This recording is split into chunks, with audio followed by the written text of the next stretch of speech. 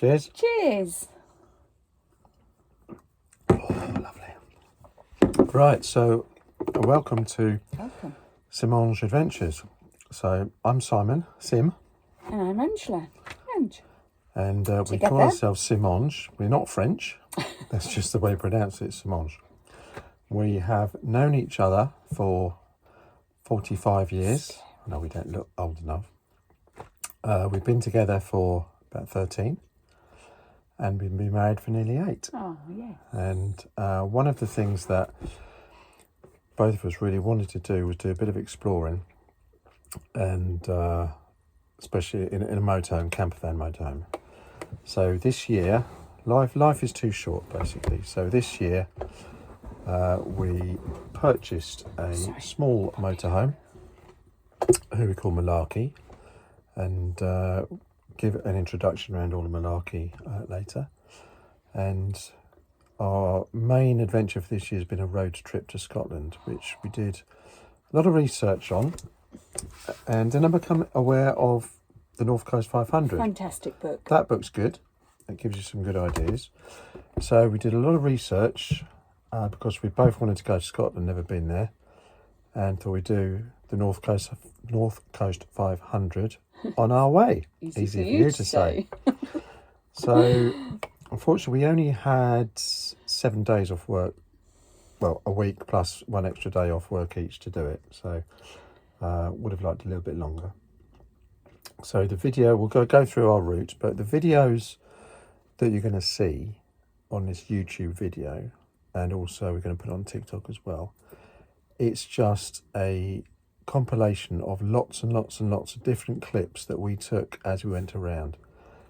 When we started, we didn't intend to make a film of our adventure, but we watched lots of YouTube. Yeah. Though, didn't we? But the longer we got into it, and more we started taking pictures of what we're seeing and little videos and that, and because we went anti-clockwise, as will come out in the videos, it got better and better and better in terms of scenery as we went round. Yeah. All the time. So there's more videos towards the end of the journey than there were at the beginning, and it just happened. Yeah, didn't it? It just happened. So this is not going to be an all singing, all dancing, fantastically edited video. If you want one of them, move on. You will not find that here. Aww. This is a compilation. The next one we do might be different. Be a little bit better. So enjoy it. Be kind. And before we go into the main video, we will just go through our route. Okay, so we live in Essex, which is not on this map. It's a long way underneath this map. So we did the journey on the first day all the way to Forfar, which is there. And well, the North Coast 500 is up this bit. We decided to start from here, go across. So the journey from there across to Speen Bridge and up to the beginning of Loch Ness. Again, scenery, fantastic, stunning, amazing. We ran out of adjectives. We did. Didn't we? On our journey.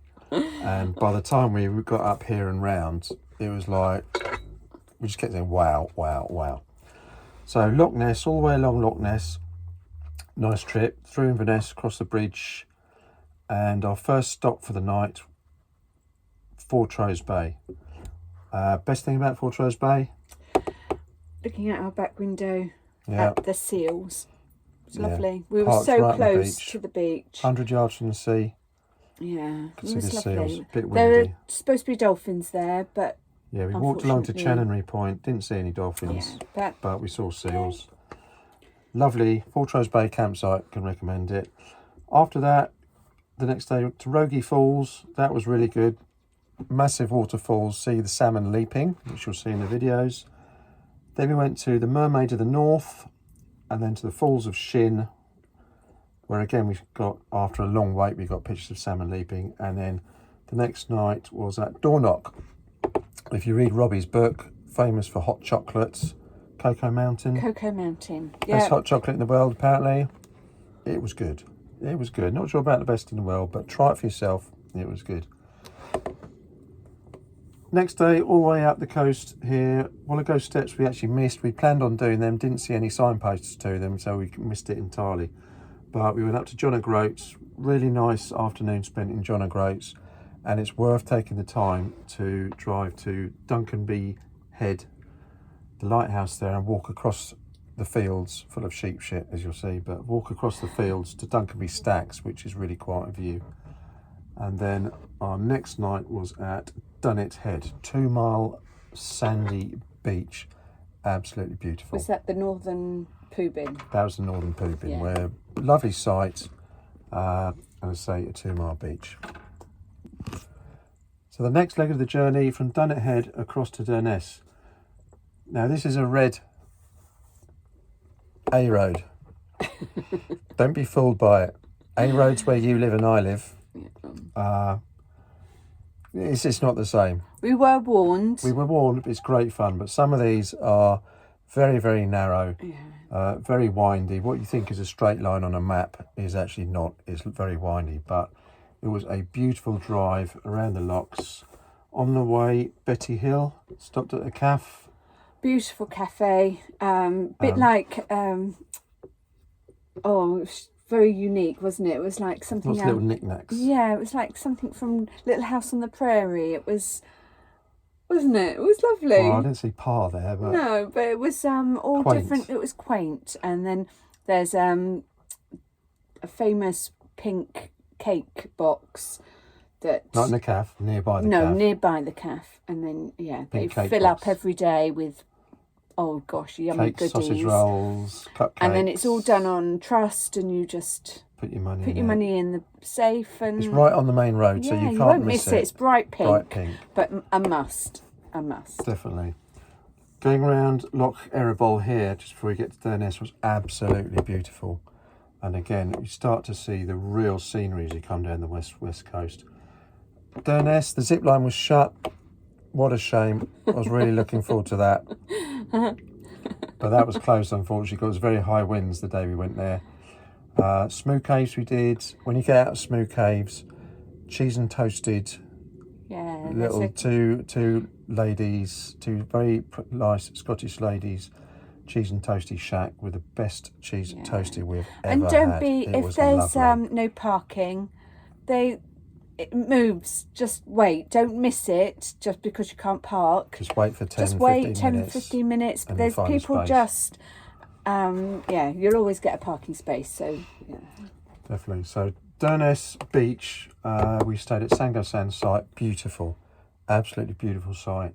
Took a lot of drone shots there, didn't we? Oh, yeah. That was And lovely. fortunately, our next door neighbours at Durness told us about a site that we stayed at the next night. We had booked every night, apart from one, where we were going to stay in Ullapool, but the site didn't take bookings. I was a little bit worried about that because it's just sort of turn up and if there's a pitch, there's a pitch, although it was a large site. But a lady gave us a suggestion, which I'll come to in a minute. So our next, after Durness, we're then going southbound. So going southbound, down here we went across to Lochinver. We didn't go around what they call the Wee Mad Road because I've heard a lot of things about that being really not very good for any vehicles, let alone a motorhome. So we went down across to Lochinver and back again. Lochinver pies. Oh, my gosh. So we sat by the loch That was... and by the stream yeah. was it a late breakfast or an early lunch? It was like a brunch, wasn't it? But eating a couple of pies on some rocks Oh, with a it was drink. just It was magical. lovely. And my Really- first taste of iron brew. Oh yeah. Told you Really again. lovely. After Lochinver, down to Ullapool. Again, beautiful scenery all around here. Stopped in Ullapool for a bite to eat and bought a set of genuine child's bagpipes. You'll see it in the videos. I didn't. They're hard Angela to did. play. They Angela are did. hard to play. After Ullapool, all the way down. Now this is where, following a tip we got from our neighbour in Durness, we were going to get into a site at Ullapool, but she said that Grenard Bay was a beautiful site, and she wasn't wrong. And we were parked up there. Fortunately, we got in. tiny site. You'll see the reviews on it coming up, but literally 50 yards from the sea at the most. It was Right on lovely. the sea, and absolutely beautiful site. Where did we go after that? After that was obviously on the way home. We're down to Morvich, so that was the next day was Applecross. So you might have heard a lot about Applecross and whether it's worth doing. Yes, it is worth doing. So part of the research that we did before this trip, there's a lot on the North Coast 500 Facebook page, and lots of people say, oh, can you do it in a motorhome? And some people say, oh no, don't do it, it's far too dangerous. Other people say, oh, it's a piece of cake. But we thought we'd try it. It was very windy the day really before. nervous, I was weren't nervous. you? I was windy the day before. We went round the coast road on the way. The first 5 minutes of the coast road were quite hairy, as you'll see from the videos. When we got into Applecross, I felt exhausted because of the nervous energy and gripping the steering wheel so tight and looking at the sheer drop. But it was really worth doing. And I thought to myself, well, the Balakna Bar cannot be any worse. So we did the Balakna Bar coming back, going from west to east. And honestly, if you take it slowly, take it easy, our motorhome, we've only got a 2-litre engine in this, it's quite a heavy beast, and just took it easy, didn't struggle up any of the hills really, but be kind to those people coming towards you, let people overtake you if you're holding people up. It's just being courteous, isn't it? Absolutely. But after we finished that, I had such a sense of achievement through doing that. Elated. It was brilliant. It was lovely. But having watched the videos on YouTube, and Angela filmed the whole thing With my eyes shut and my face from the start to finish. We did take a wrong turn. I took a wrong turn right at the very beginning of it and missed the first hairpin. Drove into a campsite. But after that, Angela filmed the whole thing, and it was a bit nerve-wracking, but we did it, and it was such an experience. So what I'll say is, do it. Just take your time and do it. This is definitely. a 6.5 metre one. It was quiet on the roads when we went. It was quiet. We went in first week in September. Yeah. No children about. It was quiet, but it was good. It was good. So after Applecross, we went down to Morvich for our final night in Scotland. And then after Morvich, down back to Loch Ness. So we didn't go back up to Inverness. So we did a little bit extra after the actual NC500 loop. And then down to Fort William, a little detour across to Glenfinnan, which is the viaduct where Harry Potter was filmed. So just along there for half an hour. Got out. That was the only place that we had midges. Yes. Yeah, because I was really worried about the midges, because that's what all you hear is buy the Avon Soft and Gentle or whatever it's called spray. And but yeah, no midges in Scotland at all. But at the just a few there. Viaduct, and that was it. There was. People were waving about, smacking one person on mast up, but didn't really bother us. They were the only place we had them. So then back to Fort William, down through Glencoe, and then absolutely amazing. Again, adjectives. Amazing, awesome, stunning. Take your breath away. Just run out. When you drive into Glencoe from the north, looking through the road, and it's just jaw-dropping. We had one of my friends gave us this advice: always look back, because you're looking forward and seeing everything at the beginning, that's in front of you.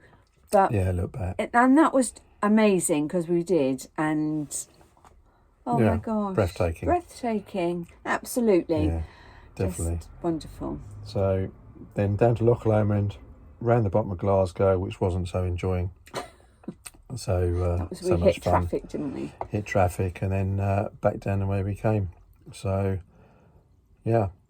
so that was our route, anti-clockwise, in 8 days, around the world in 8 days, around Scotland in 8 days. So enjoy the videos, the clips, the drone shots, everything that I'm just going to throw together in this YouTube video, and just enjoy it. and we'll be back at the end and just for a little summary. But we had an absolute blast, We did. as I trust you will see from the clip. So, cheers. Enjoy. Happy adventures.